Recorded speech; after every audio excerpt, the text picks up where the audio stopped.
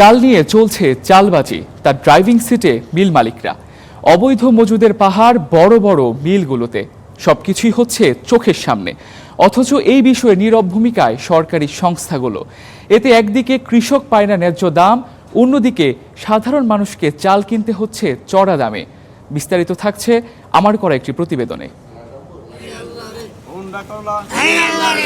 জীবন যেখানে যুদ্ধ, একমুঠো ভাতও সেই যুদ্ধের অনিবার্য অনুষঙ্গ। ভাতের জন্যই ষাটোর্ধ্ব বয়সেও মোহাম্মদ গিয়াসউদ্দিনের কাঁধে ভারী বোঝা। আমরা যে চাল খাই এই চাল 75 টাকা কেজি, আমার 500 টাকার নোট বাঙালি নাই, কি খাবো? গত 5 বছরে দেশের বাজারে চালের দাম বেড়েছে কেজিতে অন্তত 20 টাকা। বিশ্ববাজারে যখন চালের দাম কমছে, তখন দেশের বাজারে উল্টো স্রোত। কৃষি সম্প্রসারণ অধিদপ্তরের তথ্য বলছে, দেশে প্রতি মৌসুমে ধান উৎপাদনের রেকর্ড হচ্ছে, কিন্তু বাজারে এর কেন প্রভাব নেই? চালের দাম না কমার কারণ জানতে চাইলে মিরপুরের বিক্রেতারা অভিযোগের আঙুল তোলেন কিছু কর্পোরেট প্রতিষ্ঠান ও মিল মালিকদের দিকে। কর্পোরেট কোম্পানি হাজার টাকা দিয়ে লোন নিয়ে ওরা কিনে ওরাই বাড়ায়। কর্পোরেট আইসা যেমন আরো বাজার চাঙ্গা রাখে সবসময়, মানে ইন্ডিয়া অফ হইলে আমাদের বাংলাদেশি কোম্পানিগুলি সব চাল বাড়ায় দেয়। গাজীপুরে টঙ্গী বাজারের পাইকাররাও বলছেন একই কথা।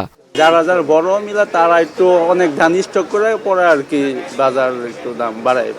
চাঁপাইনবাবগঞ্জ, কুষ্টিয়া, দিনাজপুর, নওগাঁ, মানে এগুলা ঘুরলে যত মিলার আছে সবারই স্টক আছে।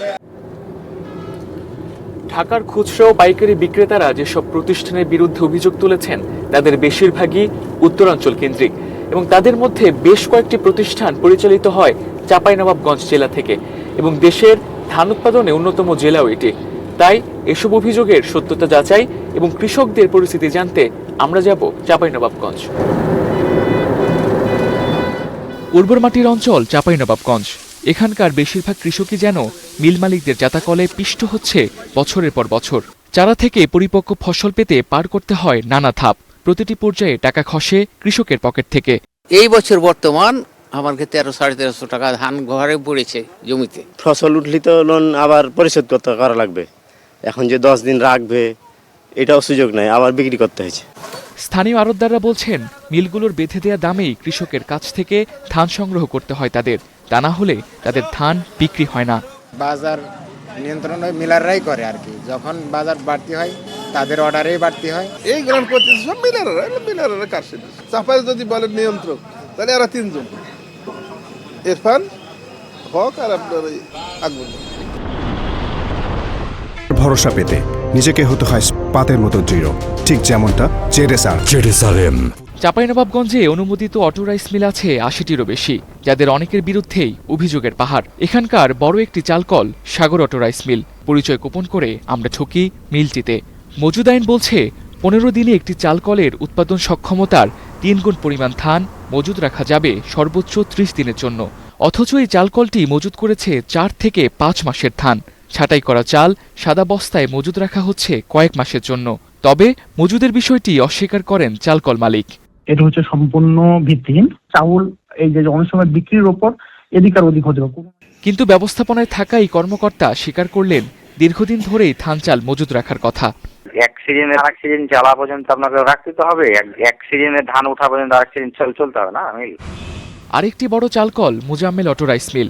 এখানে 16টিরও বেশি গোদামে দেখা যায় ধানের অস্বাভাবিক মজুদ। যথারীতি অভিযোগ অস্বীকার কর্তৃপক্ষের।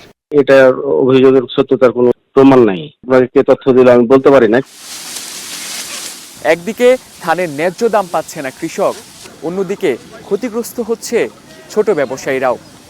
মিল মালিকরা যে অস্বাভাবিক ধান চাল মজুত করে মার্কেটে একচেটিয়া রাজত্ব করছে, তার প্রমাণ পেয়েছি আমরা চাঁপাইনবাবগঞ্জে। তবে এসব নিয়ন্ত্রণ করার দায়িত্ব যে সকল সরকারি দপ্তরের, কি করছে তারা, সেটাই জানবো আমরা। জেলার খাদ্য নিয়ন্ত্রকের কাছে চালের অবৈধ মজুদের বিষয়টি জানতে চাইলে তিনি বলেন, বিষয়টি খতিয়ে দেখে তারা ব্যবস্থা নেবেন।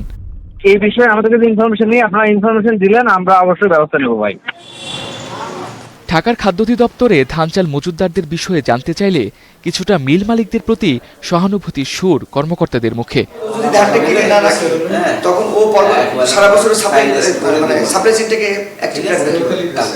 আর আপনি এদের কথা বললেন, এসিআই তারপর হচ্ছে বসুন্ধরা বা এই ধরনের যারা আরো বড় বড় বিজনেস এসিআই করে, আর মানে চালের বিজনেস যারা কর্পোরেট বিজনেস যারা করে তারাও তো আরো বেশি দিন থাকে।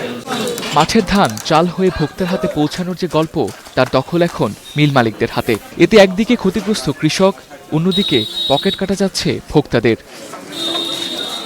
Tamsid Ahmed, star news.